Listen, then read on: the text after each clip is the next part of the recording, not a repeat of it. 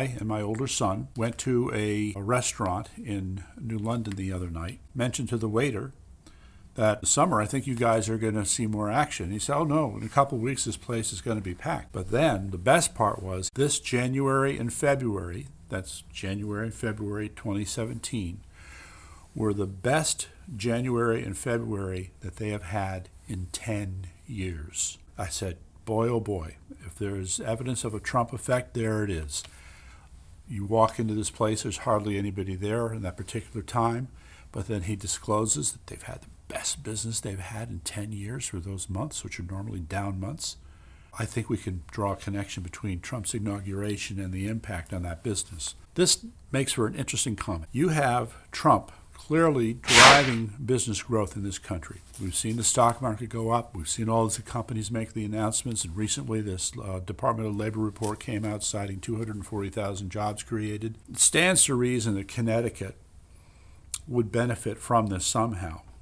But we're not going to know for a while. But what we do know is that 2016 was reported out by the state of Connecticut and others as probably the worst year for jobs in this state in who knows how long.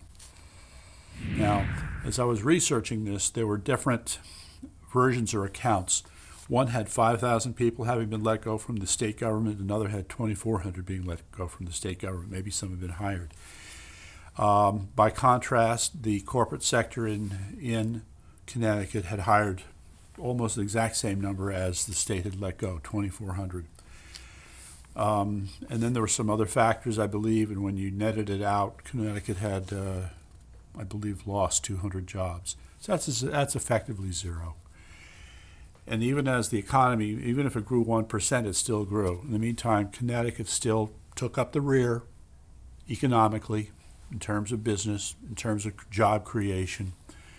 And so you shouldn't be surprised if you still see people leaving this state. So it's an interesting contrast, and unfortunately, Malloy, in the last years of his administration, is going to ride on the coattails of his enemies' accomplishments by bringing more jobs to Connecticut.